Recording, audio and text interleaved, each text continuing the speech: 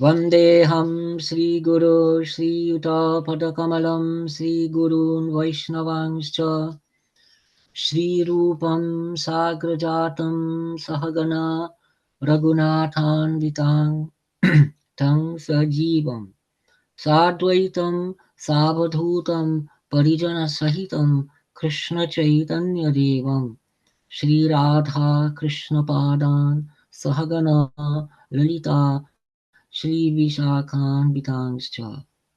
So continuing with Sri Krishnadas Kaviraj Goswami's Chaitanya Charitamrta in the translation of Dimmock and Stewart.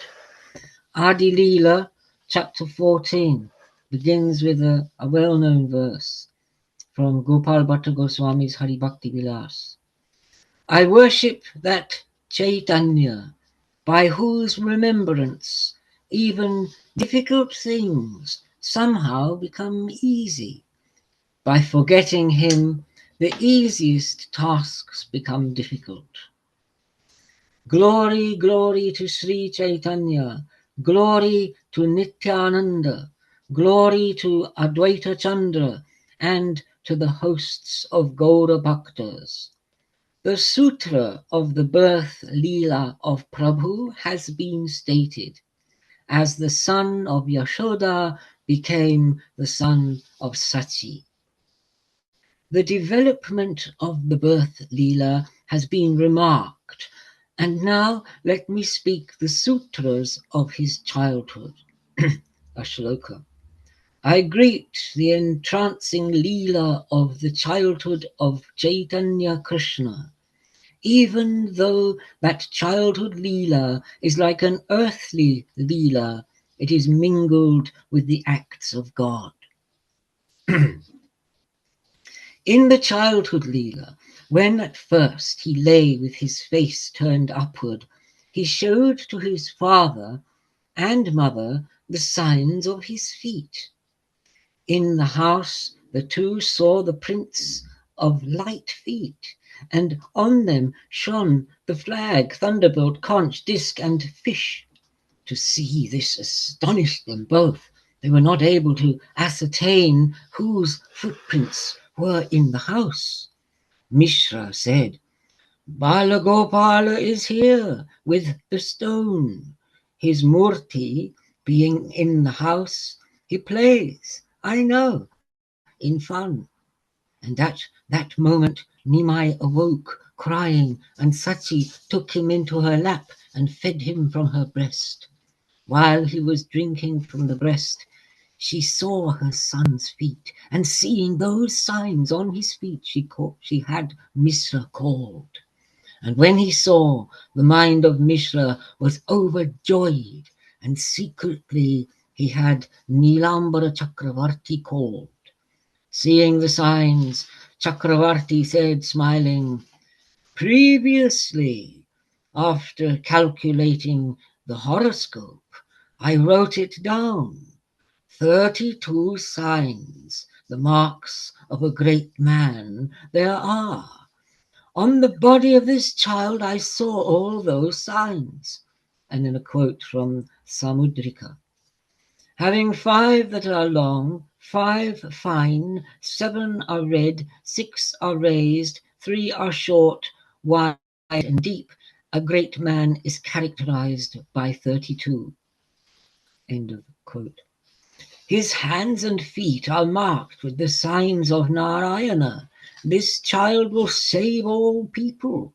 He will propagate the Vaishnava Dharma, and from that will be the salvation of the 2 families. Arrange a great festival.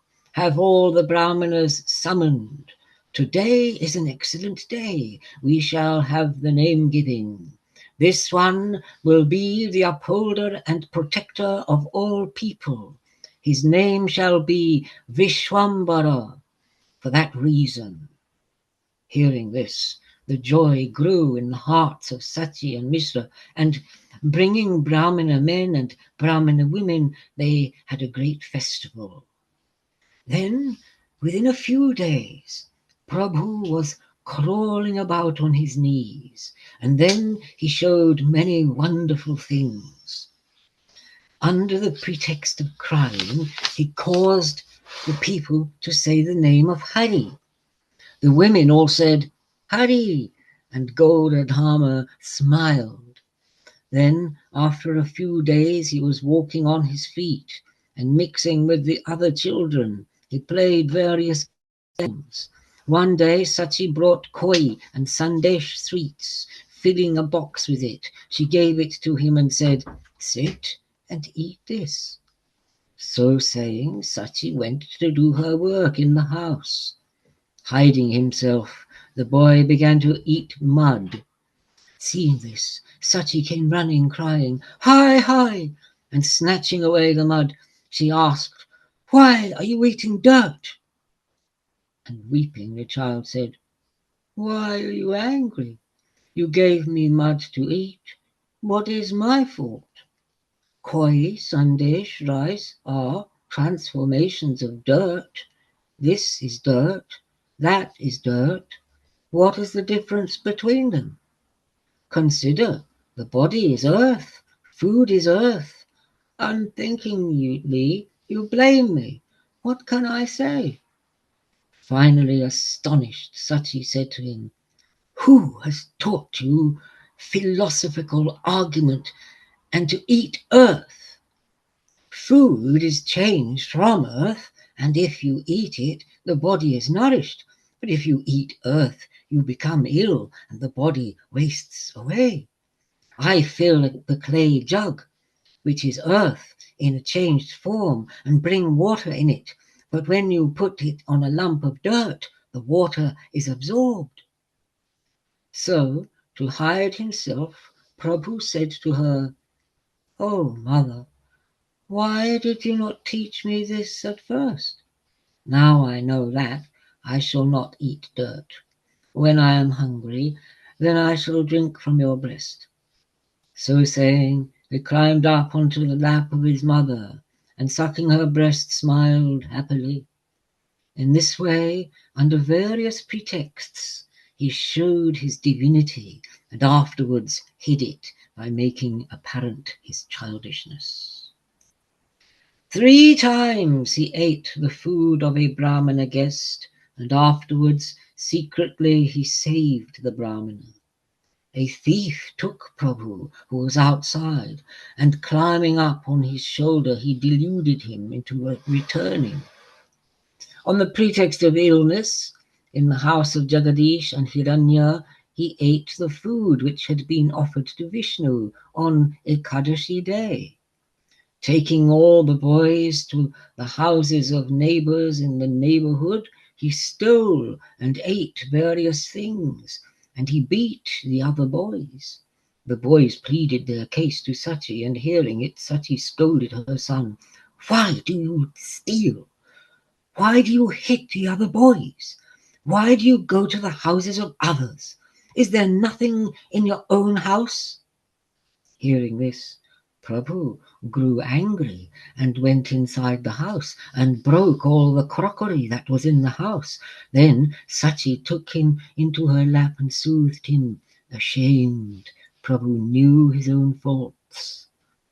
Once, when Prabhu hit his mother with the palm of his hand, he wept when he saw her fall unconscious. The women said, Bring a coconut and give it to her. Then your mother will be well again. So he went outside and produced 2 coconuts, and seeing this wonder, everyone was astonished. Sometimes, with the other children, he took a bath in the Ganga.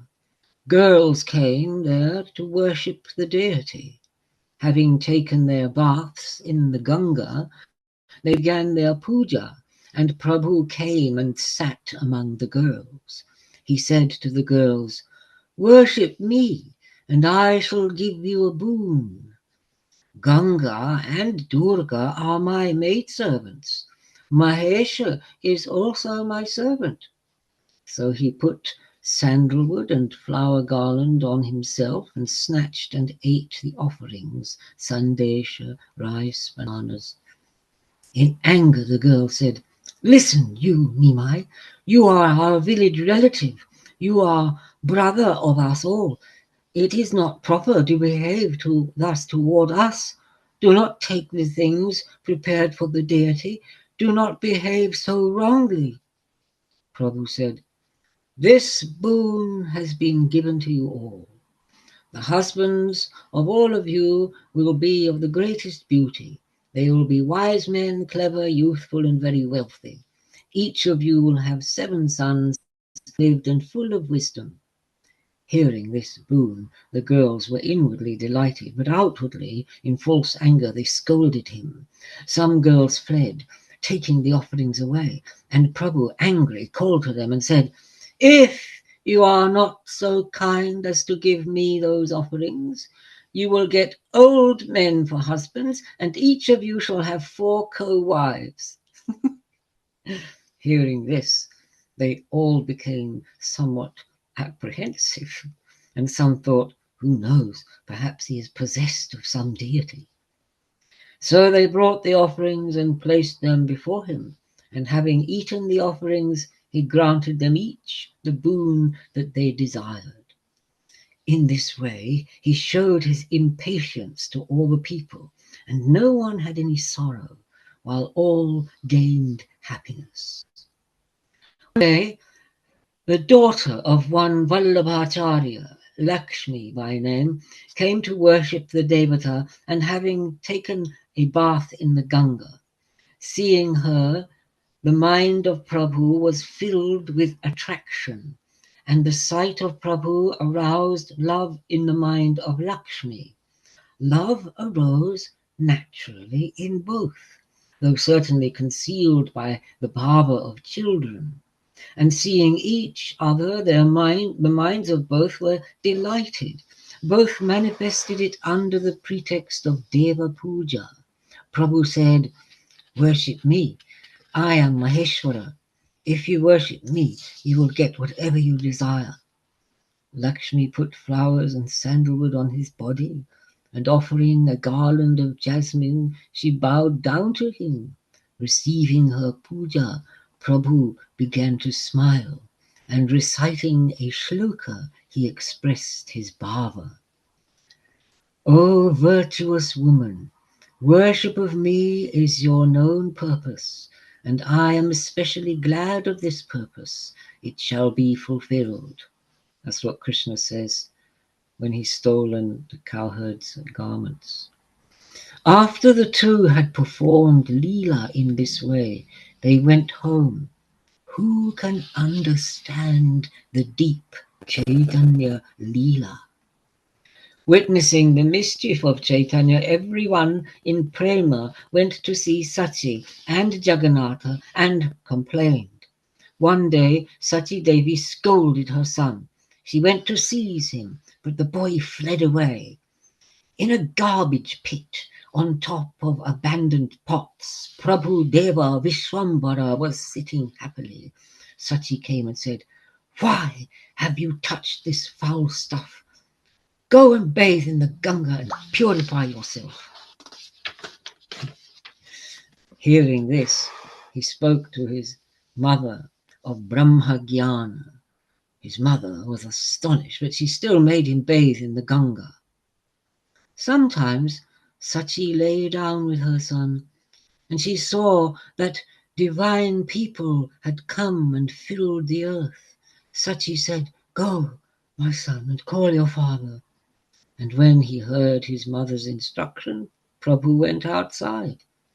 As he went, the string of bells on his ankles jingled, and hearing this, the minds of the mother and father were astonished. Mishra said, this is most wonderful thing. How do we hear the sound of the anklets coming from the bare feet of the child? Sachi said, I saw another wonderful thing. Celestials in great numbers had come and filled our courtyard. They were all shouting aloud, and I could not understand them. I thought that they were praising someone. Mishra said, let it be. There is no need for concern. Let Vishwambara be well. This is my only wish.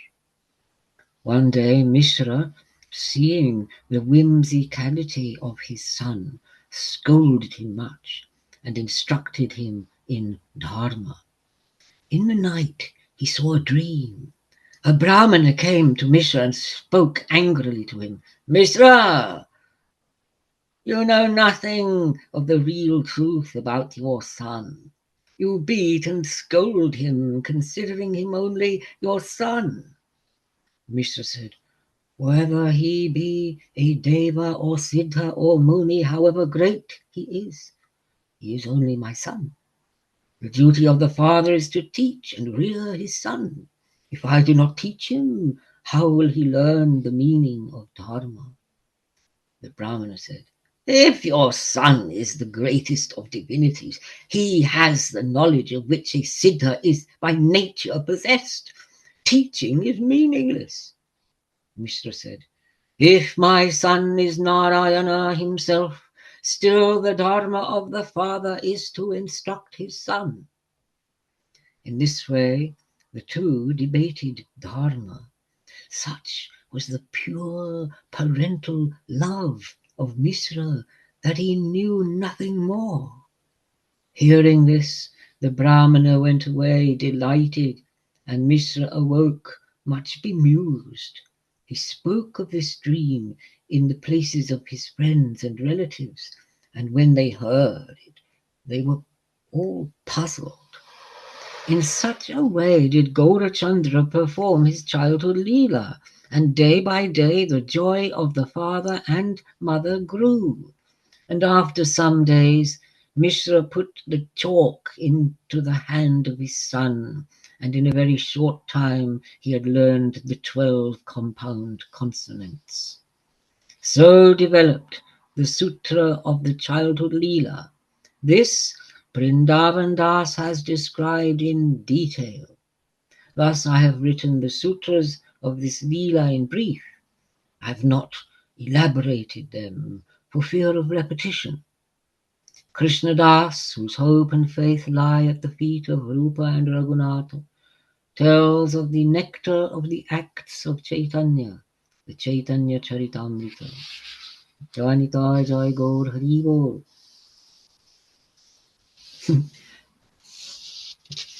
Now it's chapter 16. Who wants to read that? No, you carry on. You just carry on for a bit.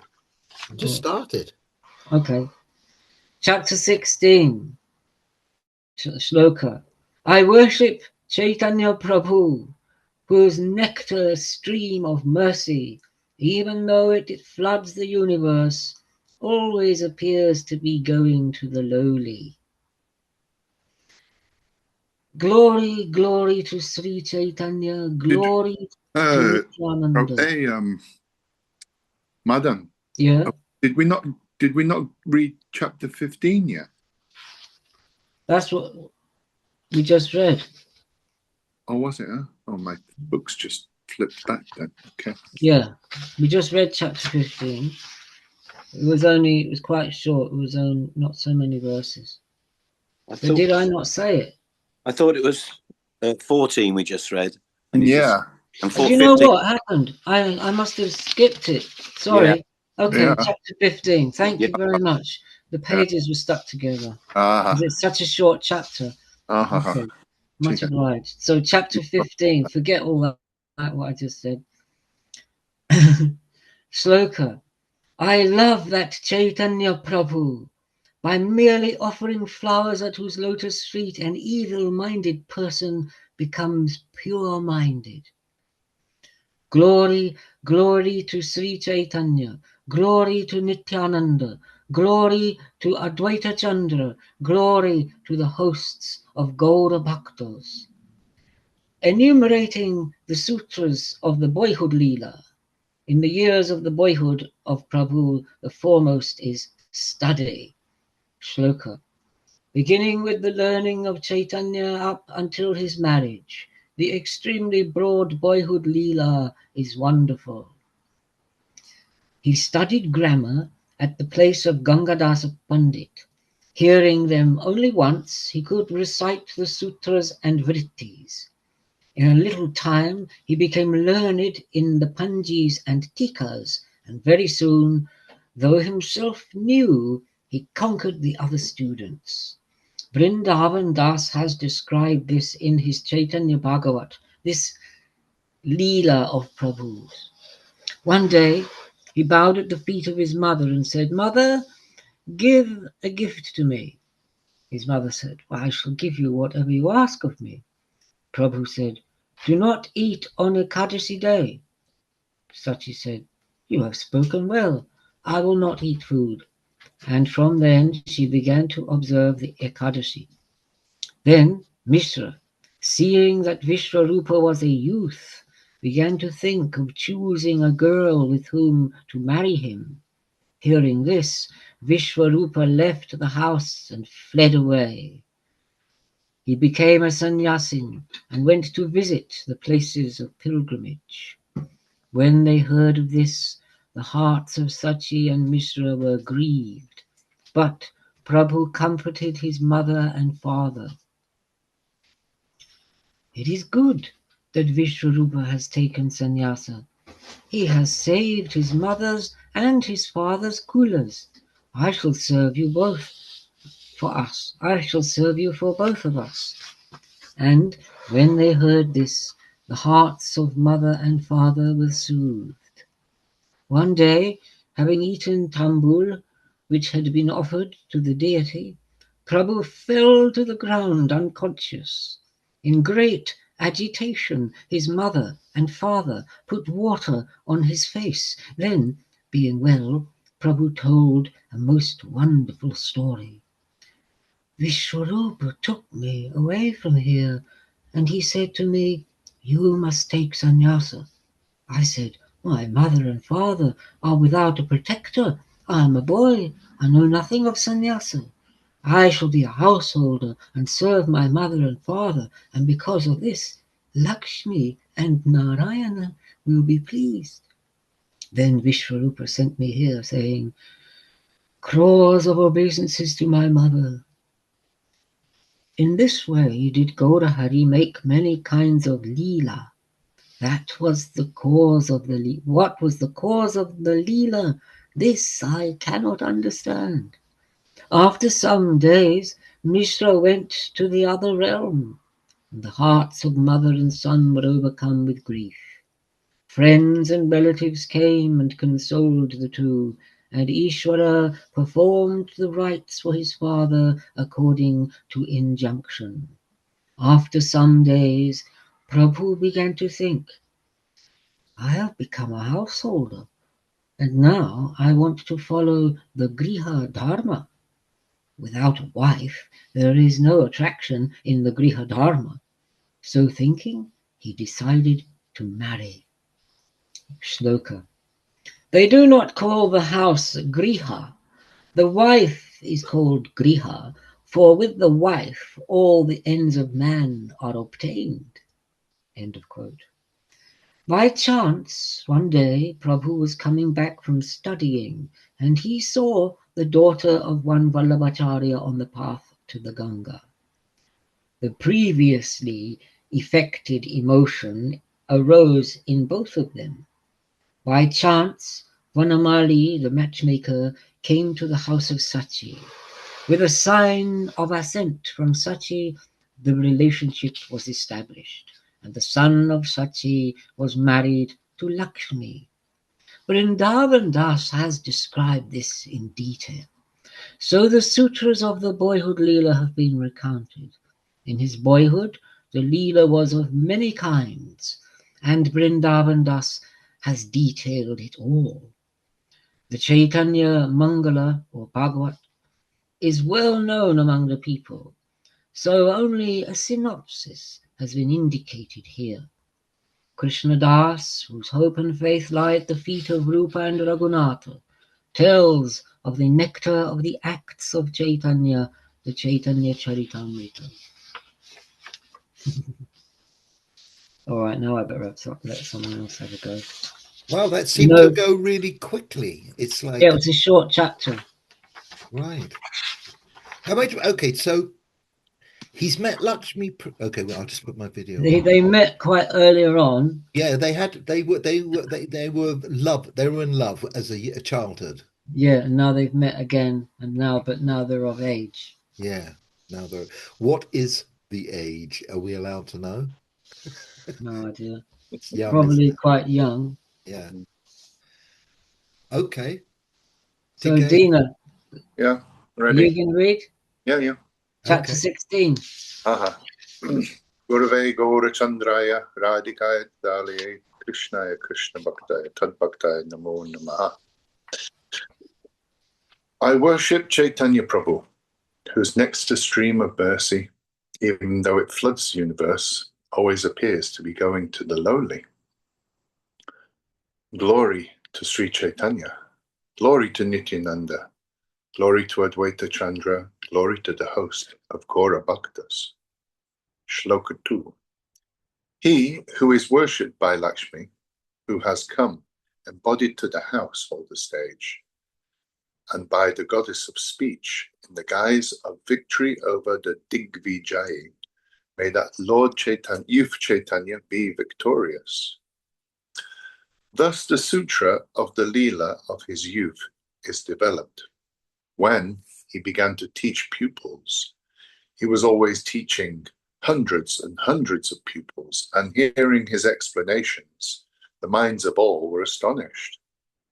All Pandits in the Shastras were defeated, but because of his piety and humility, none of them were saddened. With his pupils, he did various mischievous things, and with much sport he played in the water of the Jahnavi. After some days, Prabhu went to Vanga. Wherever he went, he caused people to make Nam Sankirtan. Their minds were astonished by the power of his learning, and pupils by the hundreds came, began to study with him. In that country there was a Brahmin named Tapa Mishra. He was not able to ascertain what is to be attained, nor the way to attain it. In many Shastras are many positions, and the mind is confused. The best way of attainment and what is to be attained is not certain. In a dream, a Brahmana said to him, "Here, O Tapan, go to Nimai Pandit. He will ascertain for you what is to be obtained and how to attain it. He is the apparent Ishwara, there is no doubt." Having had this dream, Mishra came to the feet of Prabhu and submitted to him the whole story of the dream. Prabhu was pleased and spoke of the sadhya and sadhana. Make Nam Sankirtan. This was the advice he gave. His wish was to stay at Navadip with Prabhu, but Prabhu instructed him, "You go to Varanasi. There will you meet me." And getting this instruction, Mishra went to Kashi. I cannot understand this incomprehensible Leela of Prabhu, why he sent him to Kashipur, causing him to leave his own company. In ways such as these did the great service to the people of Vanga. Giving them the name, he made them bhaktas, and he taught them as a pandit. In this way, Prabhu did so many leelas in Vanga. Meanwhile, in Navadip, Lakshmi was greatly sad in Viraha. The serpent of Viraha bit Lakshmi, and due to the poison of the serpent of Viraha, she went to the other world. Inwardly, Prabhu knew this, because he was indwelling, and he returned to his own country, knowing the grief of Sachi. He came to his house bringing much wealth and many people, and by his knowledge of the truth of things, he freed Sachi from her grief. With his pupils again, he engaged in the activities of learning. By the power of learning, he conquered all, manifest impudence. Then he married Vishnupriya, Thakurani, and he conquered the Digvijay. Vrindavan Das has explained all this, but he did not expand on the faults and good points of their disputation. Making obeisance to him, let me speak of that part. Hearing it, the Digvijay had contempt for himself. On a moonlit night, Prabhu was sitting with his pupils on the banks of the Ganga in a discussion of knowledge. At the same time, the Digvijay came there, and having paid reverence to Ganga, he met with Prabhu. Prabhu, with consideration, sat him down, but the Digvijay said, with scorn in his heart, "You teach grammar. Your name is Nimai Pandit. Everyone says that you are full of qualities in regard to the elementary shastras. And among grammars, as I understand it, you teach Kalapa. I have heard the conversation of your pupils as they quibble meaninglessly." Prabhu said, I do teach grammar. I have that much conceit. If my pupils do not understand, it is because I cannot teach them properly. You are learned in all shastras and in poetry. I am a child among all these, a new student. I should like to hear something of your skill in poetry. If you please, describe the Ganga in verse.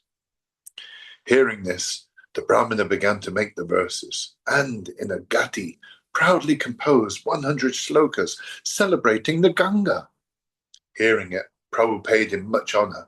Oh, there is no other poet like you on the earth. Who has the power to understand the shlokas of your poem? You and Saraswati only know well the meaning. If you explain in your own words the meaning of one shloka, then we will be most happy. Then Digvijay asked, which shloka would he like to be explained? The Prabhu recited one of the 100 shlokas. I should have this one out anyway. The greatness of Ganga is this, that she gleams eternally and intensely, that she, lovely born from the lotus feet of Sri Vishnu, her feet worshipped like a second Lakshmi by the god of men, resides full of wonderful virtues on the head of Bhavani's husband.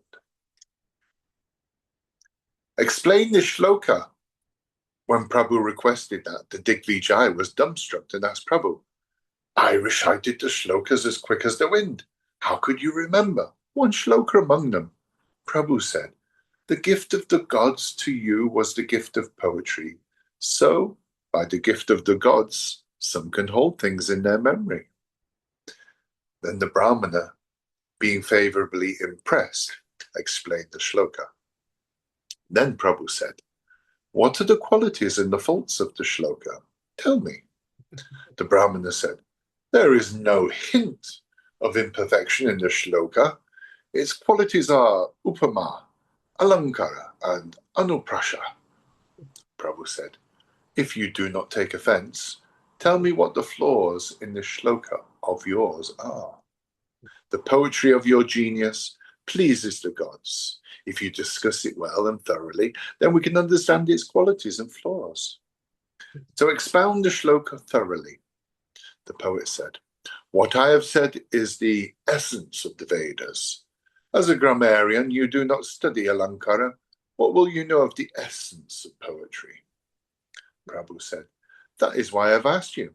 If you explain it, then you can make me understand about the. I have listened, and because of that, I see many qualities and flaws in this shloka. The poet said, speak then, let me see. What are its qualities and flaws? Prabhu said, listen. Then let me speak. Do not be angry. There are 5 flaws in the shlokas and 5 alankaras. Let me speak of them in order, hear, and then discuss. Twice, there are signs of avimrista,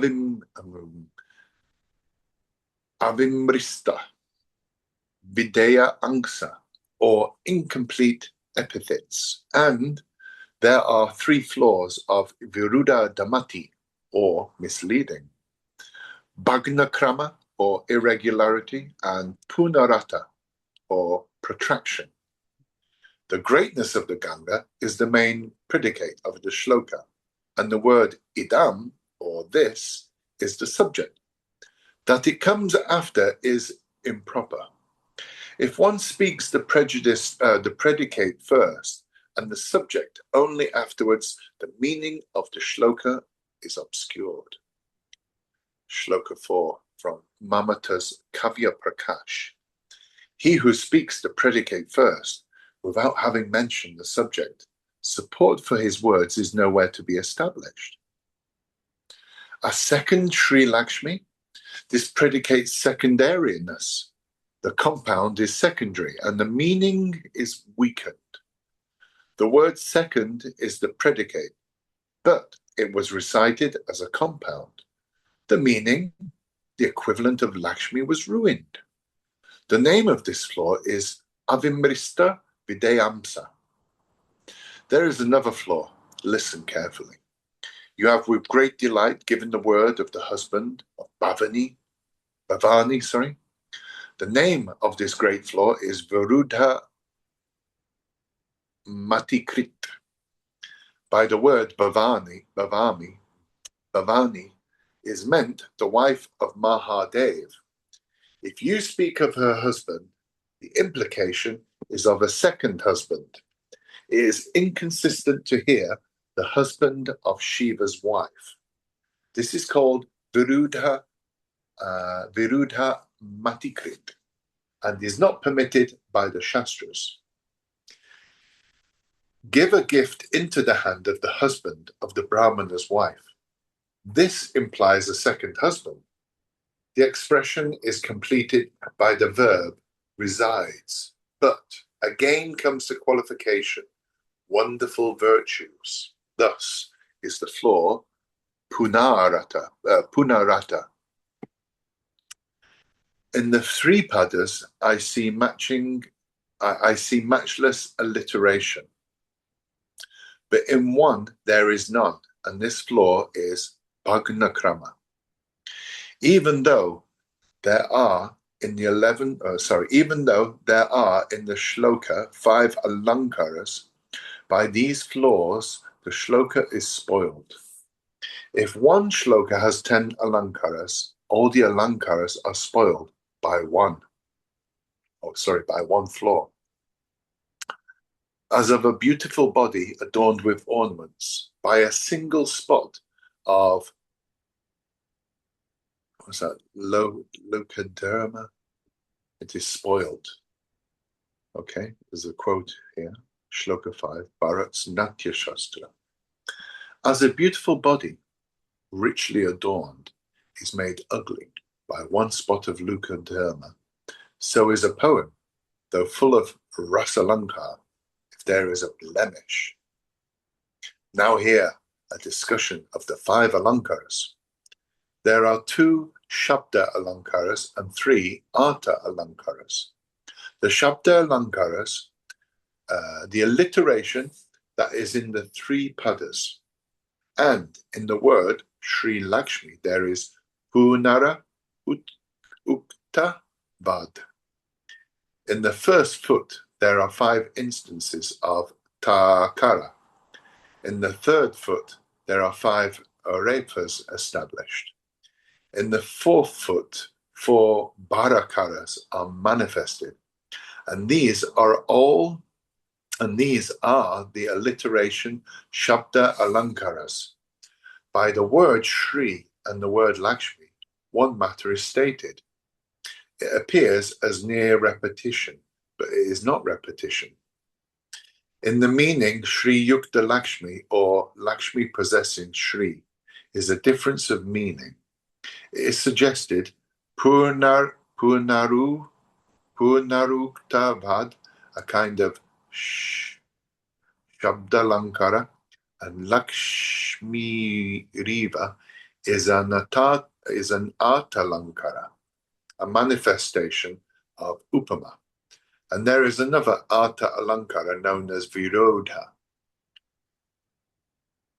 That lotuses grow in the Ganga is well known to all, but the birth of the Ganga in a lotus is greatly contradictory. The rising of the Ganga from the lotus feet of Vishnu is very astonishing.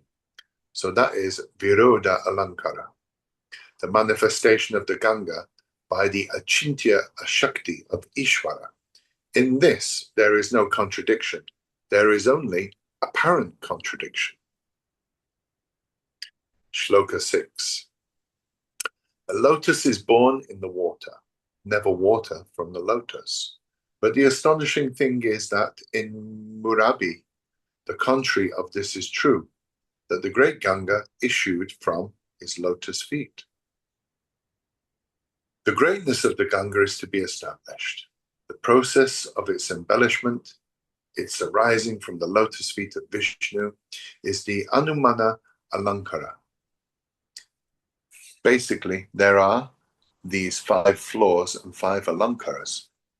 If there were a minute analysis, many of us would also be disclosed.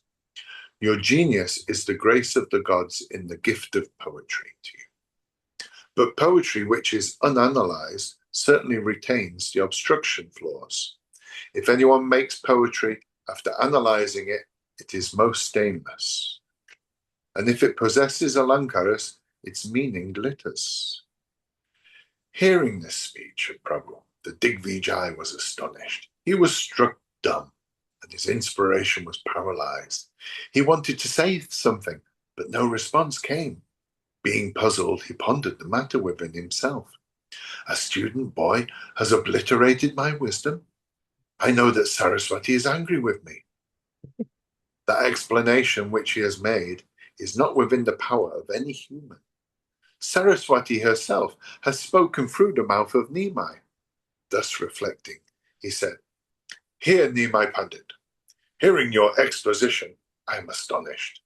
You have not studied Alankara, nor are you practiced in the Shastras. How is it that you can articulate all these meanings?"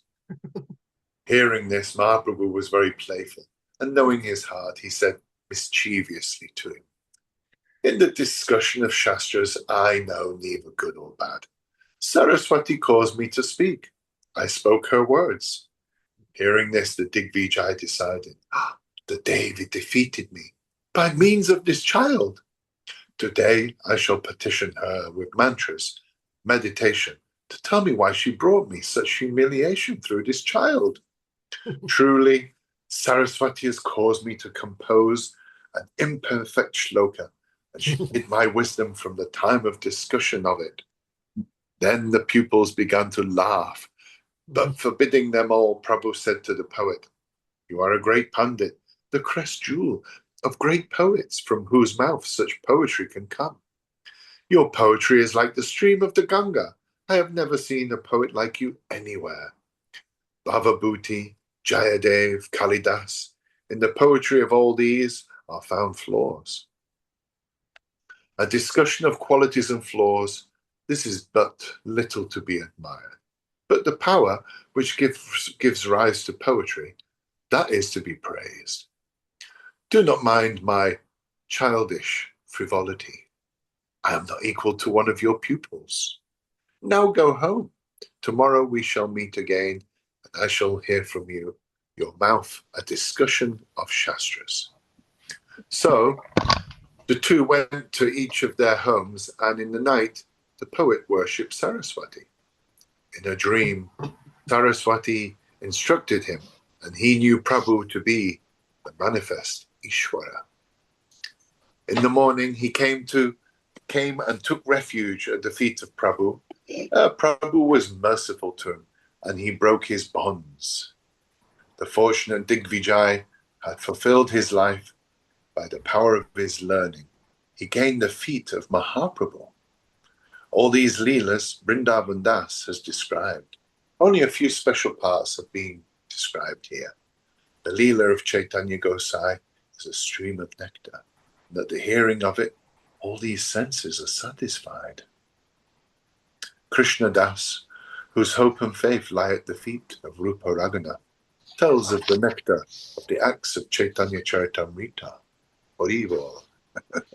You know what? It was a shame. I think some of those, the names of the different floors, you could have easily given an English translation. Yeah, it would have been interesting. Well, it would have been interesting just to have made a little note next to it. Yeah, so that like, you could compare. Especially Punarukti, that's kind of obvious. Punarukti just means repetition. So sometimes it had the floor of repetition, sometimes the Bhagna Krama, which is the breaking of the step by in only one line having alliteration. So do you know Yeah. what alliteration is? Alliteration is when you have a lot of the same letter in a line, like Yeah. Peter Piper picked a pot of pickled pepper. That would be an example of it in English. Mm. So he says, but you've only done that in one line. And you're going to do that, you've got to do it throughout.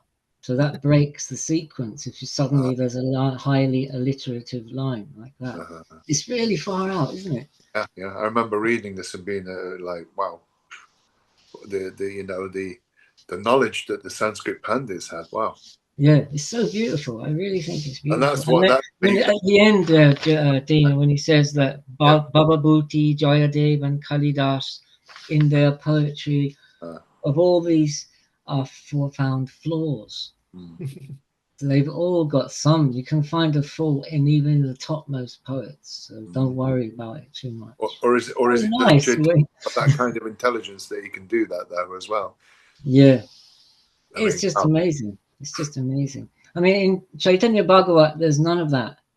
Although that episode is fully dealt with in all the other respects, they don't have that analysis there. Right. So because that's why Krishnas is called Kaviraja. You can tell he was waiting for all the little playful Leelas to get out of the way so he could show off and go, okay, I'm going to go to town on this Leela. I'm going to no. So I only understand that now. Yeah. After reading Tony Stewart. Yeah, you can certainly consider that. Although I wonder what his sources were. You know, there must have been something in it. Or was it just Kaviraja's own form of analysis that he was exercising? I think he was having good fun. I think there's you wonder, like when we get to the 61 interpretations of the Atmarama verse, you know, you wonder with that, you know, it's really, but either way, it's really mind-blowing and genius. Yeah, it's genius. Yeah. I didn't understand that though. I didn't understand until now, really. It wasn't until we started reading Chaitanya Bhagavat that I understood the Chaitanya Charitamrta. Now reading this now. Yeah. And well, without being able to make the comparison, you just wouldn't know, would you? Well, you have to be familiar with both. And not only that, my friend Radha Charandas Baba, he was studying with a pundit in the Nimbaka Sampradaya, Digvijoy's commentary on the Bhagavad, if it is the same Digvijoy. Well, I don't think it is. Right. I think it is not contemporary. Okay. So this Digvijoy, there were like so many Digvijoys. It was like, oh, here comes a Digvijoy. You know, it's quite common. So you're now going to read the next day when they meet up again? No, he's not going to do that. That's in Chaitanya Bhagavat. Chaitanya Charitamrta, they don't meet up the next day? Well, they do, but he's not going to repeat what's in Chaitanya Bhagavat. Yes, okay. Sorry, I forgot. Do you know what? Unless there's anything to add or some variation, he just leaves it. After working on the movie script with Ritupana Ghosh, the way he treated the Lakshmi episode was so brilliant that I'm missing it in the original text. Because he's trying to make a story, and it's like, okay, they were in love when they were kids. It was a love marriage. You know, they wanted to be married. You know, they were in love. Well, you know, it's not that difficult for a writer to make a romance. I know, but it's an easy genre. I know, but he comes back in the script, and he goes like, "Hey, I've had a great time," and Mother Sachi is silent. Yeah. And he's going, "What's wrong? Where's Lakshmi?" Oh, yeah, that bit you mean? Yeah, and he does it the way Ritu did it. It's incredible. No, that's good. When it's quite there. He created a scene that I don't know where he got it from. No, but I would imagine that he's drawn it from what's in Chaitanya Bhagavat, because it very much fits. You could easily develop it that way, I think. No, he did. It was. We'll have to read that when we read this. Yeah. Well, okay. So over to you now. Thank you, Dina. That was brilliant. That was Dina, great reading. I think you had fun as well. You really got into the Digvijoy. I liked him. You were quite pompous and that up and set. It was good. Yeah, really good, really good. Okay, so chapter 17. This is actually the last chapter of the Adi Lila. Oh wow! So Shloka 1. I bow down to that Chaitanya, by whose grace even the Yavanas become well-minded and utterers of the Krishna name, whose wondrous desires are spontaneous. Glory, glory to Sri Chaitanya, glory to Nityananda, glory to Advaita Chandra, and glory to the hosts of Gaura Bhaktas. I have enumerated the sutras of the Lila of his adolescence. Now let me gradually develop the sutras of the Lila of his youth. Shloka 2. In the time of his youth, Gaurachandra played by the giving of the name and prema, by kirtan, dancing, enjoyment, fine dress, beauty and learning.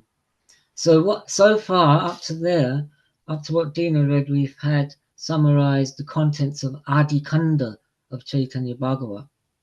So now in one chapter, you're going to have the summary of the entire contents of the Madhya Kanda.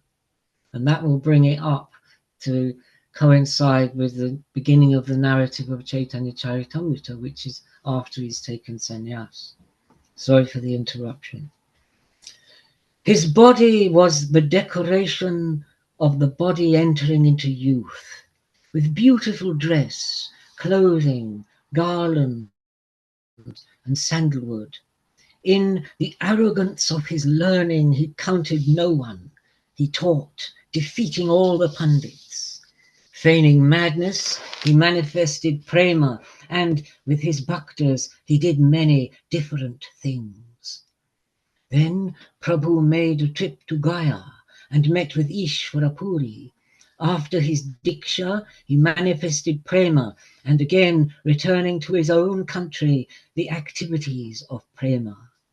He gave the gift of prema to Sachi, then met Advaita, and Advaita gained the vision of his cosmic form. Then Srivas performed the Abhisheka of Prabhu, and seated on the cot, Prabhu manifested his divinity.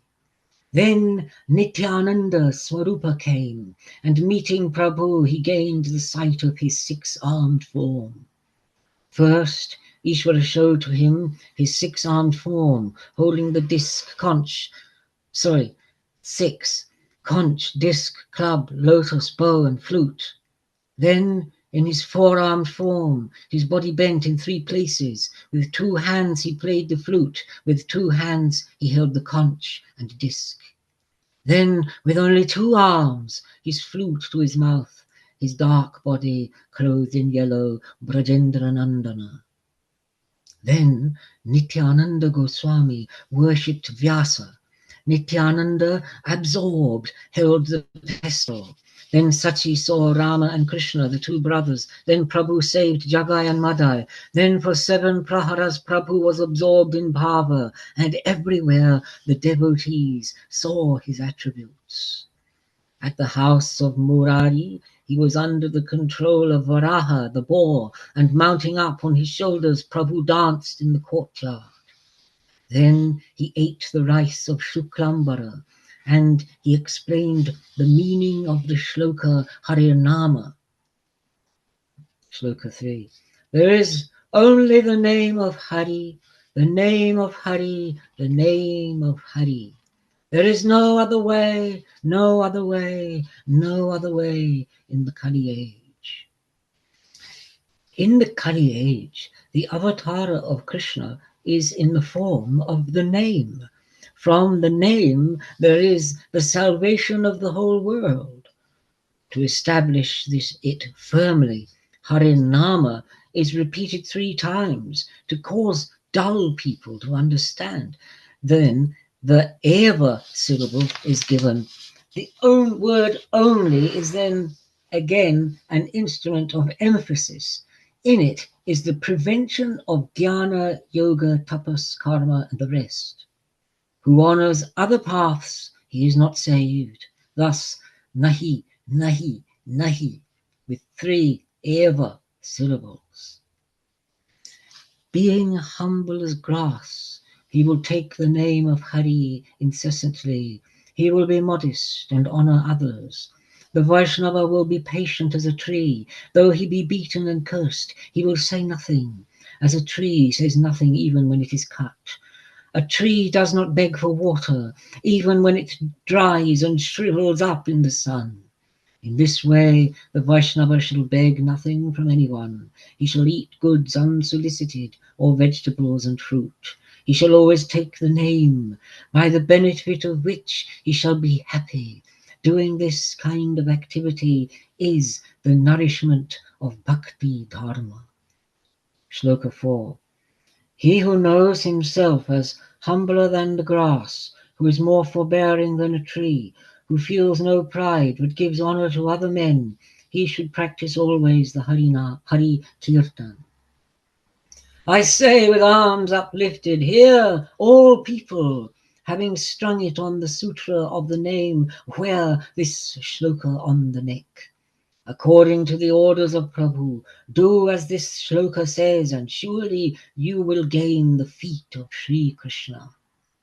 So Prabhu always, in the house of Srivas each night for 1 year, made Sankirtana.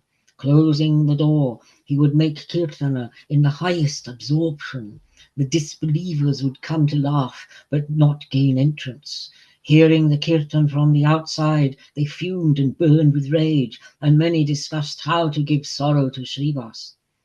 One day, a Brahmana named Gopal Chapala, the chief among the disbelievers, a foul-mouthed man and talkative, brought all the paraphernalia for worship of Bhavani, and in the night he placed them smeared at the door of Srivas.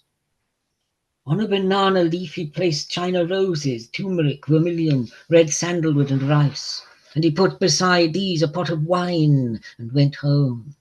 In the morning, Srivas saw these things, and he summoned all the important people and smiling said to them all, each night I perform Bhavani Puja. See my greatness, O true-natured Brahmanas. Then all these gentle people were astounded. What evil-doer has done this thing?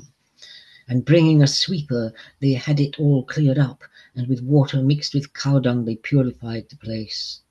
3 days afterwards, Gopala Chapala had leprosy all over his body, and streams of blood flowed, and all over his body the worms grew and ate him incessantly. The pain was unendurable, and his heart burnt with sorrow. He remained sitting at a ghat on the Ganga underneath a tree, and one day he saw Prabhu and said to him, I am your maternal uncle by village relationship. Oh, nephew, I have been stricken with leprosy. Your avatar is to save all people.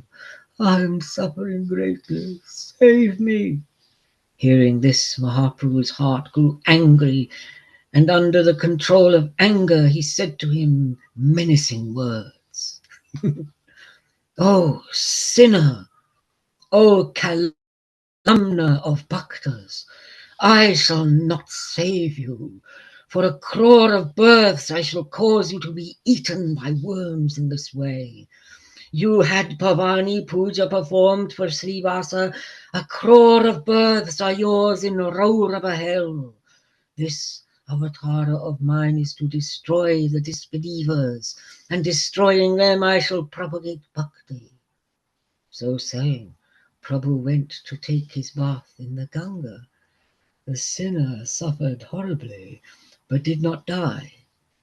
When Prabhu had taken sannyas and went to Nilachal, he came to Kuliagram. Then that sinner took refuge at the feet of Prabhu. Being gracious, he gave him beneficial instructions. You have committed an offense against Srivas Pandit. Go to him. If he is gracious to you, then you will be released from the consequences of this sin if you do not do such things again. Then the Brahmana came and took refuge with Srivasa, and by his mercy was released from his sin. Another Brahmin came to watch the kirtan. The door was closed, and he was unable to get inside. So being sorrowful, the Brahmana turned and went home. One day he met Prabhu by the Ganga and said, "I have gained much misery of heart. I shall curse you." And with a foul-mouthed curse he tore his sacred thread. "May your worldly happiness be destroyed." Hearing this curse, the mind of Prabhu was greatly delighted. He who, faithful, hears the story of this curse of Prabhu is saved from the curse of a Brahmana. He gave his grace as punishment to Mukunda Datta and dispelled all his depression of mind. Prabhu had bhakti towards Acharya Goswami as his guru, at which the Acharya was greatly disturbed. In deception, he began to expound the Jnana Marga. Under the control of anger, Prabhu berated him. Then Acharya Goswami was overjoyed, and being ashamed, Prabhu granted him his grace. Hearing from the mouth of Murari Gupta the multitude of the qualities of Rama, he wrote on his forehead the name Ramadas. He drank water from the iron vessel of Sridhar. To all his bhaktas he gave whatever they desired. He gave his grace to Haridas Thakur, and he broke the offence of his mother to the Acharya. To the bhaktas, Prabhu spoke of the greatness of the name. Hearing it, a student accused him of overstatement. Hearing the name called eulogy, Prabhu became very sad, and he prohibited everyone, "Do not look upon the face of that one." With all his fellow pupils he went to bathe in the Ganga. He expounded the greatness of bhakti. Jnana, karma, yoga, dharma, these do not control Krishna. The source of the control of Krishna is one, the rasa of prema bhakti. Quote, Shloka 5. O Uddhava, only that very powerful bhakti towards me is able to compel me. I am not compelled by yoga, sankhya, dharma, Vedic study, tapas, and renunciation. He said to Murari, "You have won over Krishna." And hearing this, Murari began to recite a shloka. "Where am I, a poor and evil? Where is Krishna, Sri Niketana? Knowing me for a bad Brahmana, I am still embraced by his arms." That's Sudama Brahmin. One day, Prabhu and all his bhaktas, having performed Sankirtana, were wearied and sat down. Prabhu planted a mango seed in the courtyard, and immediately a tree was born and began to grow. While they were watching, the tree bore fruit. Many fruits ripened, and all were astonished. Prabhu quickly gathered 200 fruits. Washing them, he offered them to Krishna. Their color was red and yellow, and they had neither pit nor skin. And if he ate one fruit, the stomach of a man was filled. Seeing this, the son of Sachi was greatly pleased, and he fed them all before he ate.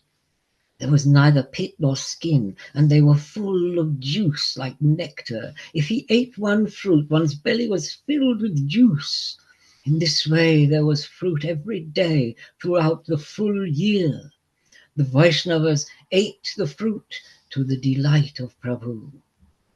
The son of Sachi performed all these leelas. Except for the bhaktas, other people knew nothing of it. In this way, for 12 months, at the end of the Kirtana, Prabhu made each day a great feast of mangoes. While Prabhu was having Kirtana, the rain clouds came, but according to his own desire, he prevented them from raining. One day, Prabhu gave his instructions to Srivas. "Read the Brihat Sahasranama. I want to hear it." While reading, he came to the praises of the name Narasingha. Hearing it, Prabhu, the Gauradhama, was possessed. Under the possession of Nrsimha, he took a club into his hand and ran to the city to beat the disbelievers. Seeing him possessed by Nrsimha, full of great radiance, the people left the road and fled in great fear. Seeing the fear of the people, Prabhu regained his consciousness, and going to the house of Srivas, he threw away his club. In great dejection, Prabhu said to Srivas, "People were afraid. I have offended them." Srivas said, "He who takes your name has 1 crore of his offences destroyed. There was no offence, but you have saved the people. He who saw you has escaped samsara." Saying such things, Srivas served him, and being soothed, Prabhu came to his own house. On another day, a Shiva Bhakta sang the qualities of Shiva. He danced in the courtyard of Prabhu and played the Damaru drum. The son of Sachi was possessed by Mahesha, and climbing on the shoulder he danced a long time. And another day a beggar came to beg. Seeing the dancing of Prabhu, he also began to dance. With Prabhu he danced in highest joy. Prabhu gave prema to him, and he floated in the prema rasa. Another day an astrologer, learned in all things, came. Paying respect to him, Prabhu asked, "Who was I in my previous birth? Calculate and tell me." Hearing the words of Prabhu, the all-knowing one began to calculate. Having calculated, the all-knowing one saw in his meditation a being full of great radiance, the infinite Brahma worlds of Vaikuntha, the refuge of all these, the Paramatattva, the Parabrahma, the Parameshwara. Seeing this form of Prabhu, the all-knowing one was perplexed. He could say nothing. He remained silent. Prabhu again asked him, and he began to speak. "In your previous birth, you were the refuge of all the world, the full Bhagavan, full of all divine qualities. As you were formerly, so you are now. You are eternal bliss, difficult to know. That is your true form." Prabhu smiled and said, "You know nothing. Formerly I was a Goala. I was born in the house of a Gopa, a tender of cows. Because of that merit, I have now become a Brahmana boy." The all-knower said, "I saw that in my meditation, but in it, seeing your divinity, I was astonished. In that Rupa and in this one, I see one form, but sometimes I see a difference. This is by your Maya. Whoever you are, you are. I make obeisance to you." Prabhu rewarded him with prema. One day Prabhu was sitting in the Vishnu Mandapa. He called out, "Bring wine! Bring wine!" Nityananda Goswami knew the possession of Prabhu, and so he brought a vessel of Ganga water and placed it before him. Having drunk the water, he danced, absorbed.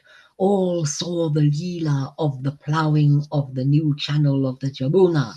His gait, as if he were drunk on wine, imitated Baladeva. Acharya Shekhara saw him in the form of Rama. Vanamali Acharya saw the golden plough. All together danced, inspired and absorbed. In this way the dancing lasted for 4 praharas, and in the evening, after bathing in the Ganga, all went home. You want to read? No? No? Okay. When Prabhu gave the order to the people of the city, they began to make kirtana from house to house. I bow to Hari, I bow to Yadava, Krishna to Gopala, Govinda, Rama and Sri Madhusudana. The Sankirtana with cymbals and mridanga drums rang out, and nothing could be heard except the sound, Hari, Hari. And hearing it, All the Yavanas became enraged, and coming to the Kazi, they registered a complaint. In the evening, in anger, the Kazi came to the house and broke the mridanga drum and began to say to the people, "For so long a time no one has acted like a Hindu. By whose power do you now act with such enthusiasm? Let no one make kirtan anywhere in the whole city. Today I shall pardon it, and I am going home. But if such kirtana comes to my attention again, I shall punish everyone and destroy his caste." So saying, the Kazi went, and the people of the city, in great sorrow, brought their concerns to Prabhu. Prabhu gave this instruction: "Go and make kirtana. Today I shall destroy all Yavanas." And going home, all the people made kirtana, but because of fear of the Kazi, it was not spontaneous, and their hearts were uneasy. Prabhu knew this in the heart, the fear within them all, and quickly summoning the people, he began to say, "Throughout the city, today we shall make kirtana. In the evening, decorate the whole city. In the evening, light lamps in all the houses. See which Kazi can prohibit me." So saying, Gaura Rai came in the evening and made kirtan in 3 groups. In the first party, Haridas was dancing, and in the middle one danced Acharya Goswami in highest joy. And in the last group, Gaura Chandra danced, and with him danced Prabhu Nityananda. Vrindavan Das in his Chaitanya Bhagavat has described all this extensively by the power of the grace of Prabhu. In this way they wandered through the city making kirtana, and in their wandering they came to the Kazi's door. The people made great uproar and commotion. By the power of Chaitanya the people were mad with love. At the sound of the kirtan, the Kazi hid himself in the house, and hearing the tumult, he did not come outside. Rude people laid waste the house and the flower garden of the Kazi, but Vrindavan Das has explained all this in detail. Mahaprabhu sat at his door. Sending a well-behaved person, he summoned the Kazi. From a distance the Kazi came, with bent head, and sitting the Kazi down, Prabhu paid him respect. Prabhu said, "I've come as your guest. Seeing me, you hide. What kind of performance is this?" The Kazi said, "You have come in anger. I have remained hidden to pacify you. Now you have been pacified, I have come to meet you. By village relationship, Chakravarti is my chacha. Village relationship is stronger than blood ties. Nilambara Chakravarti is your mother's father, and by that relationship you are my nephew. A maternal uncle always endures the anger of his nephew, and a nephew does not take offence at his maternal uncle." In this way they spoke together with innuendos, and no one could understand the inner meaning. Prabhu said, "Well, I've come to your place regarding a question." The Kazi replied, "Tell me what is on your mind." Prabhu said, "You drink cow's milk. The cow is your mother. The bull makes food to grow. In that he is your father. You kill and eat your mother and father. What dharma is this? By what power do you do this kind of evil thing?" The Kazi said, "As you have Vedas and Puranas, so we have a Shastra, the book called Quran. In that Shastra it is said that there is division between Pravriti and Nivriti Margas. The Nivriti Marga, the killing of any living thing, is forbidden. In the Pravriti Marga, the killing of cows is allowed. If they are slaughtered according to the instructions of the Shastra, there is no fear of sin. In your Vedas, there are discussions of the slaughter of cows, and accordingly very great munis killed them." Prabhu said, "The Vedas prohibit the slaughter of cows. Thus the Hindus do not do so. If one is able to revive it, then one may kill a living thing. In the Vedas and Puranas there are such instructions. Thus the Munis killed old cows, but with the Veda mantras they brought them back to life, and the old cows were again made useful. In this there was no injury, but a great favour. In the Kali age no Brahmanas have such power, and thus now no one slaughters cattle. Shloka 7. Horse sacrifice, cow sacrifice, sannyasa, offering of shraddha to the ancestors with meat, and the begetting of sons by the husband's younger brother, these 5 things one must shun in the Kali age. You are not able to revive, you can only kill, you cannot be saved from hell.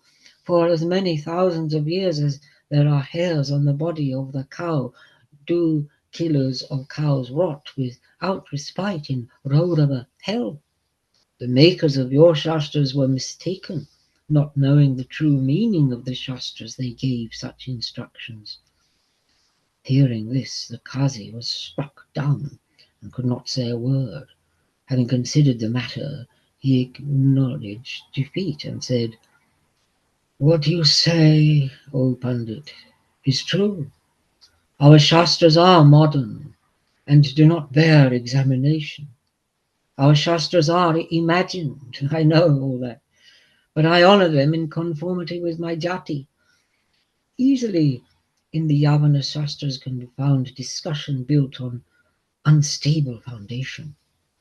Smiling, Mahaprabhu again asked him, "Let me put another question to you. Hear me. You are my maternal uncle. Tell me the true meaning of this, and do not deceive me by tricks.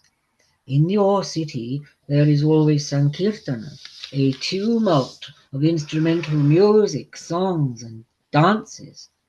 You are the Qazi, the chief of the opposition to Hindu Dharma. That you do not hinder it now, that I cannot understand." The Qazi said, "Everyone calls you Gaudahari. Let me address you by that name. Listen, O Gaudahari. If you were alone, then I would tell you the answer to your question." Prabhu said, "These people are my intimate friends. Speak openly and have no fear." The Qazi said, "When I went to the house of the Hindu and broke the mridanga drum and forbade kirtan, on that night a fearful lion with the body of a man, the face of a lion, roaring most terribly, leapt upon my bed, laughing frightfully and grinding his teeth. He dug his claws into my breast and said in a deep growl, 'I shall tear open your chest in payment for my mridanga. You forbade my kirtan, I shall destroy you.' And I was very much afraid and closed my eyes, trembling. Seeing my fear, the lion said to me more compassionately, 'I have overcome you in order to instruct you. You did not make much trouble on that day. I have forgiven you and shall not take your life. If you do such things again, I shall not endure it. I shall strike down you and all your family, and I shall destroy the Yavanas.' When he said this, the lion left, and I was afraid. See, the marks of his claws are on my heart." So saying, the Qazi bared his chest, and seeing and hearing this, all the people were struck dumb with wonder. Dina, do you want to finish it off? What's interesting was Yeah. when you hear about apparently the Chaitanya Charitamrta is one of the earliest books to use the word Hindu, and there we have it. Twice in that bit of the text. I Yeah. thought it was only there when he meets the Pathans later, but I didn't realize it was used here. Twice they've used the word Hindu because it says Hindu, but Mm. I've heard references. Where was the word Hindu first used? And someone said in the Chaitanya Charitamrta. Well, it's also in Chaitanya Bhagavat. So, Is it? yeah, Okay. yeah.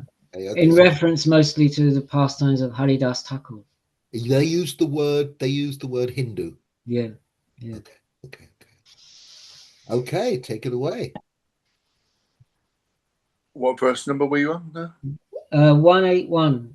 Okay.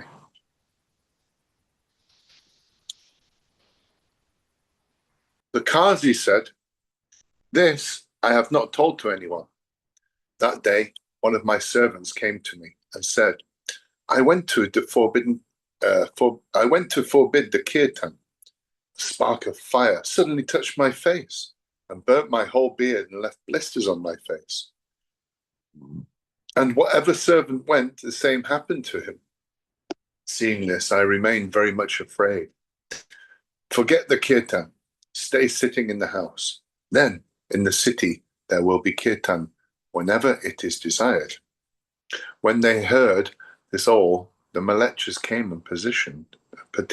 In the city, the dharma of the Hindus will grow unchecked, and except for the sound of Hari, nothing else will be heard. And some malechas said, the Hindus say Krishna, Krishna, and laugh and weep and dance and sing and roll in the dust.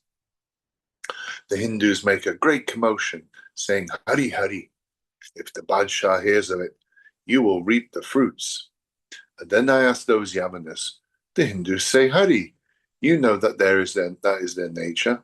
But why do you, a Yavana, incessantly take the name of a Hindu god? The Malecha said, I was mocking the Hindus. Some are called Krishna Das, some are called Ram Das, some are Hari Das, and they all say Hari Hari. I thought that they were going to steal the treasures from somebody's house, and from that time my tongue says Hari Hari. I do not want it, but it says it. What can I do? Another Malecha said, Here, I am like this too. From the day when I mock the Hindus, my tongue forms the Krishna Nam. I cannot prevent it. I do not know what mantras or magic the Hindus know. Hearing these things, I sent them all home. And at the same time, some disbelieving Hindus came. Having come, they said, Nimai has broken the Dharma of the Hindus. That kirtan which he promulgating we have never before heard. We perform the Jagaran of Mangala Chanti and of Vishahari, and with it the playing of instruments and dancing and song, an accepted practice. Formerly, this Nimai Pandit was good, but after coming back from Gaya, he goes on contrary ways. He sings songs in a loud voice, beats time with his hands, and the sound of the mridanga drums and cymbals strikes our ears. We do not know whether they drink when they sing and dance. They laugh and weep, fall down and rise up and roll around on the ground. They have made the people of the town mad with incessant Samkirtan. We cannot sleep in the night, but are kept awake. He has abandoned the name of Nimai, and people have called him Gaurahari. He has destroyed the Dharma of the Hindus and is instigating contrary ways. By the Kirtan of Krishna, he raises up the lowly. By this sin, Navadvip will be desolated. In the Hindu Shastras, the name of Ishvara is a great mantra. If everyone hears it, the power of the mantra will be destroyed. You are the lord of the town, and we are all your people. Have Nimai called. Forbid him. Then I said to all in gentle words, you all go to your homes. I shall prohibit him. That great Narayan, who is the Ishwara of the Hindus, you are he that I think. Hearing this, Mahaprabhu, smiling, gently touched the Qazi and began to speak. The name of Krishna from your mouth. This is great, strange, and wonderful thing. Your sins have been destroyed, and you have become most pure. Hari, Krishna, Narayan. You have taken these three names. You are very blessed and very meritorious. Hearing this, tears fell from the eyes of the Qazi, and touching the feet of Prabhu, he spoke words of love and devotion. By your grace, my evil nature has disappeared. Be so merciful that I remain in bhakti toward you. Prabhu said, let me ask one gift from you. Do not forbid Sankirtan in Nadia. The Qazi said, as many as are born in my line, I shall administer an oath to them, that they shall not obstruct the kirtan. When he heard this, Prabhu rose up shouting, Hari! And all the Vaishnavas rose up making the Hari sound. Prabhu went, making kirtan, and with him came the Qazi, with joyful mind. The son of Sachi bade farewell to the Qazi, and dancing came to his own house.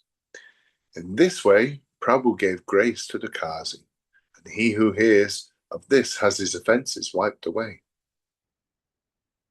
One day, Goswami was at the house of Srivas with Nityananda, the two brothers dancing. The son of Srivas had gone to the other world, but no grief was born in the mind of Srivas. In the mouth of the dead boy were the words of wisdom, and the two brothers themselves became the sons of Srivas. Then he gave a boon to all the bhaktas. He gave the remains of his food to Narayani and honoured her.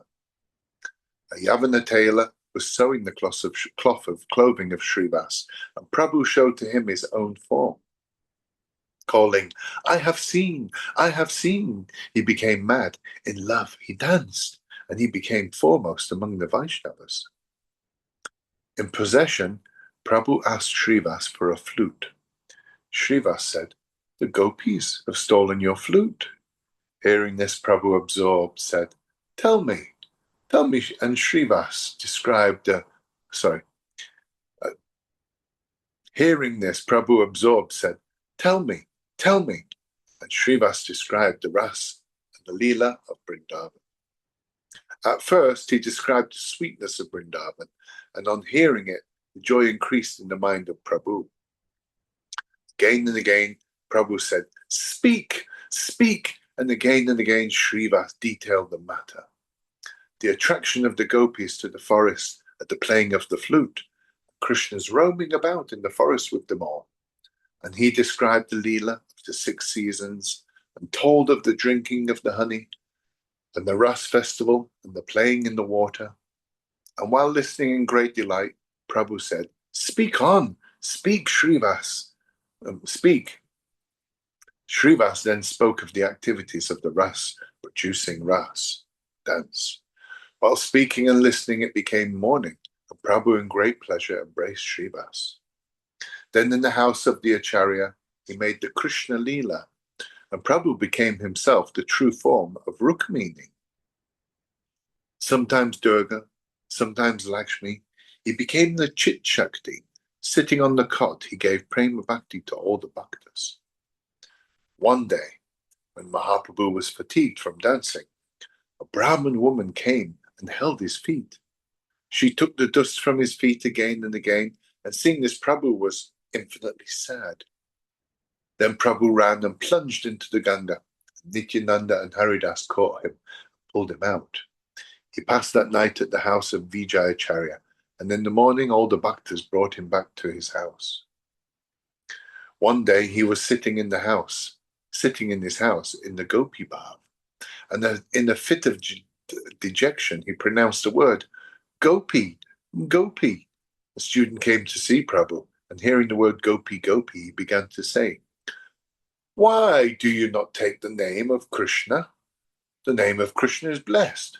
What merit is there in saying, Gopi, Gopi? Hearing this, Prabhu became angry, vomited abuse on Krishna, and seizing a stick, he rose up to beat the student. In fear, the student ran away, and then Prabhu ran after him. In great confusion, the bhaktas restrained Prabhu. When they had pacified him, they brought him to his own house, and the student fled to the place where old students were. There are 1,000 students there in that place, and having gone there, the twice-born told the story of Prabhu. Hearing it, all the students became very angry, and altogether they abused Prabhu. This Nimai has despoiled the whole country by himself. He wants to beat Brahmanas without fear for Dharma. If he does this again, we shall beat him. He is only a man. What can he do?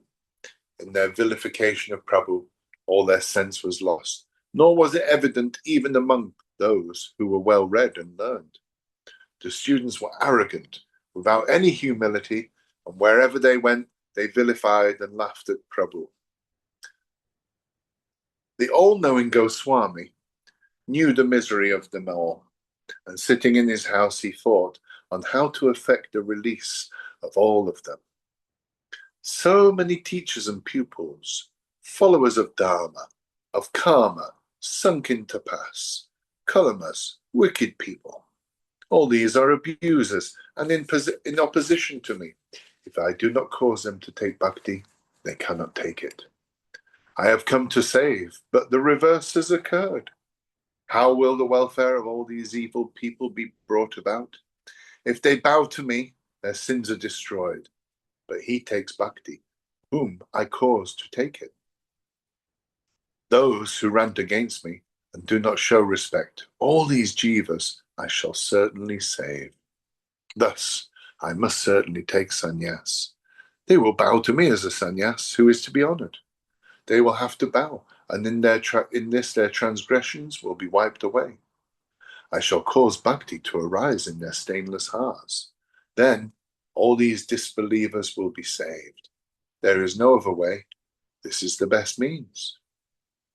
Having made this firm decision, Prabhu was still living at home when Keshava Bharati came to the Nadia city.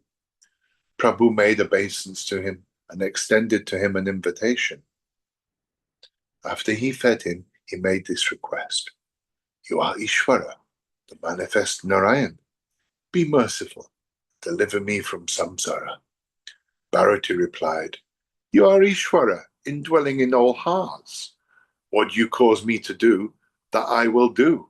I have no will of my own. Saying so, Bharati Goswami went to Katwa, and Mahaprabhu went there and became a sannyas. And with him Nityananda, Chandrasekhar Acharya, and Mukunda Datta, these three performed all the needed duties. Thus, the sutras of the Adi Lila have been recounted. Vrindavan Das has described it all in full detail.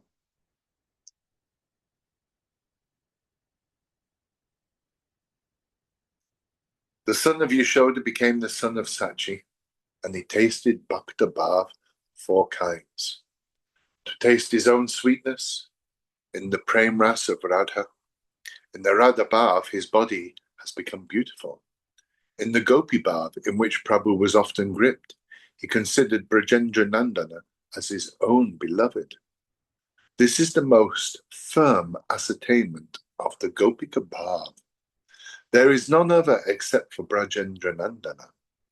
He has a dark beauty, ornamented with peacock feathers and gunja flowers in a cowherd's dress, body bent in Tribhanga, a flute in his mouth. If Krishna has any other form except for this one, the Gopika Bhav does not approach him. Rupa Goswami's Lalit Madhava. What learned man is able to understand the process of the bhav of the gopis, devoted to the Lord of cattle, scion of Nanda, who passes along paths difficult to comprehend? It is wonderful that when he appeared in his Vishnu body, with its 4 all-conquering arms, endowed with radiance, the wave of their passion dissipated. In the springtime he made the Rasa Lila on Govardhan, and he disappeared with Radha, having given her a sign. He was sitting in the lonely Nikunja grove, watching the path for Radha, and a company of gopis came there to search. Seeing Krishna from a distance, the gopis cried, "Ah, look here, Brajendra Nandana within the Kunj grove." Seeing the gopis, Krishna became disturbed. He could not hide. He was paralyzed with fear. So he assumed the 4-armed Murti and remained sitting there, looking for Krishna. The gopis came near him and said, "This is not Krishna. This is a Murti of Narayan." And so saying, they all prostrated themselves and praised him. "Homage, O Narayan, O Deva, be gracious to us. Grant us Krishna's company and destroy our dejection." So saying, and making obeisance, the gopis went away. At the same time, Radha came and showed herself. When he saw Radha, to play a joke on her, he tried to retain the four-armed form. Two of his arms disappeared before Radha. Krishna attempted many times, but he could not retain them. This is the unimaginable wonder of the pure bhav of Radha, which made Krishna retain his natural two-armed form.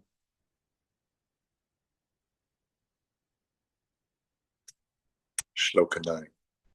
Rupa Goswami's Ujjvala Nilamani from the Nayaka Bed Prakara. At the beginning of the rasa, Hari hid in the Kunj grove. Seeing the doe-eyed gopis, he concealed his own form, understanding its arrestive beauty. Let me repeat that again. The break.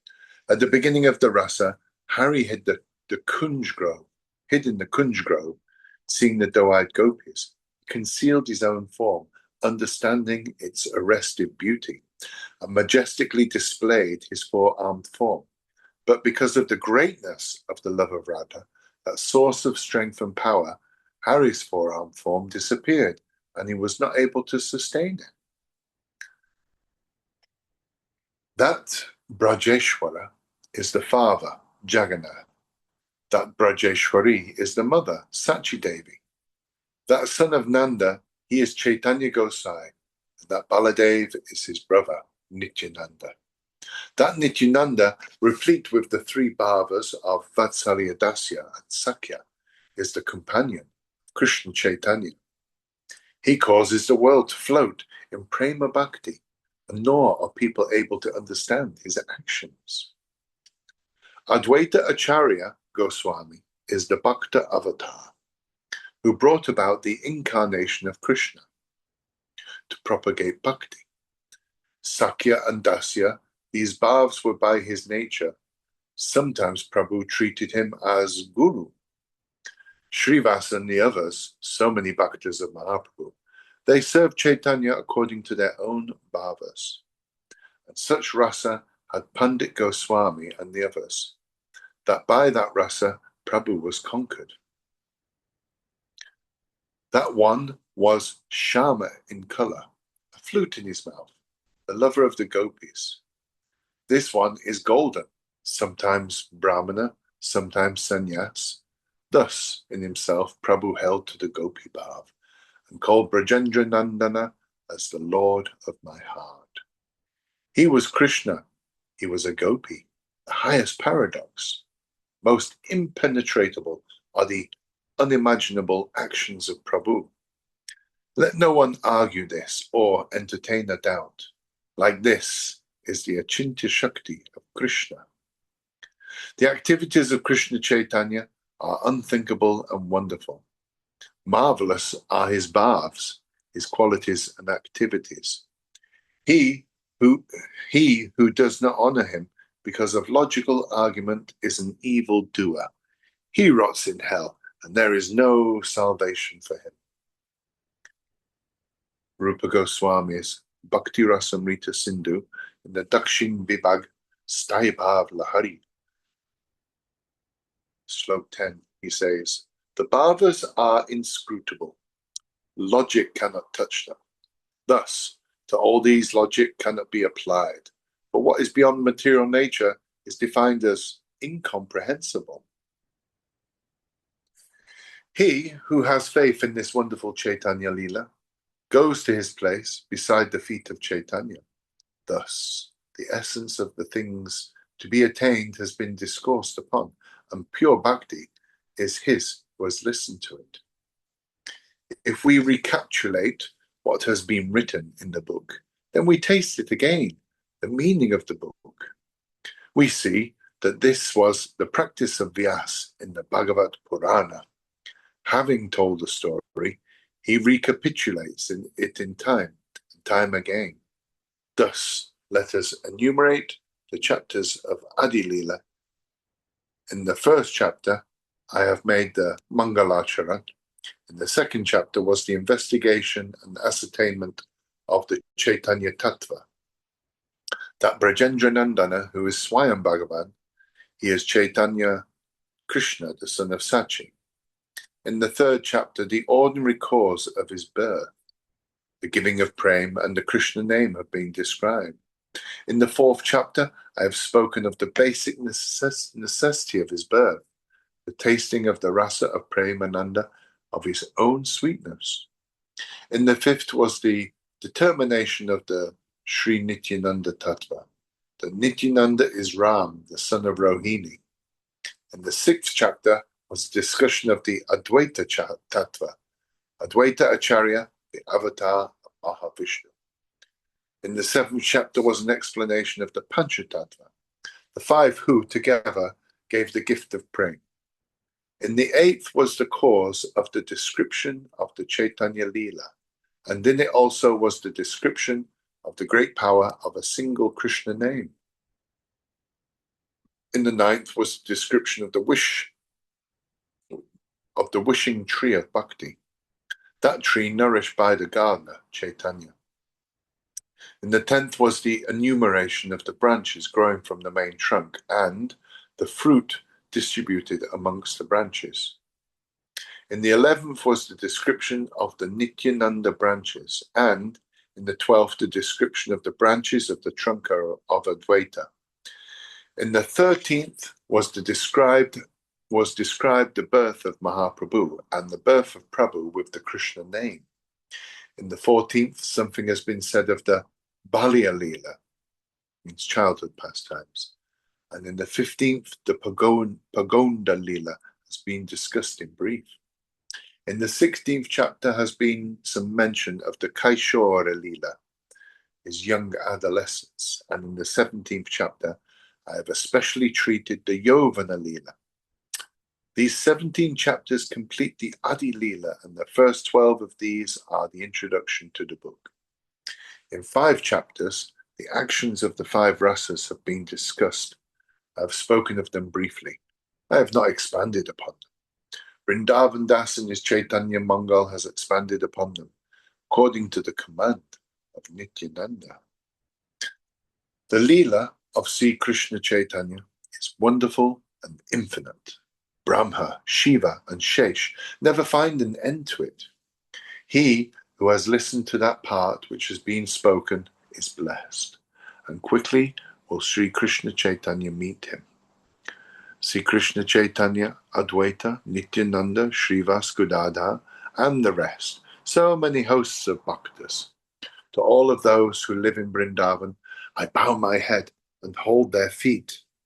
The feet of Sri Swarup, Sri Rup, Sri Sanatan, Sri Raghunath Das, Sri Jiva, I hold upon my head in obeisance. My hope is eternally in them. Krishna Das thus tells of the nectar of the acts of Chaitanya, the Chaitanya Charitamrta, end of the Adi Lila. Jai. Jai ho. Wow. The end of the Adi Lila. Wow, amazing. We're going into Madhya Lila already. Incredible. It really, it's amazing. Should we stop recording? Should we? Should I stop recording? Yeah. Okay. Stop recording. Jai. Yeah. Yeah, I am.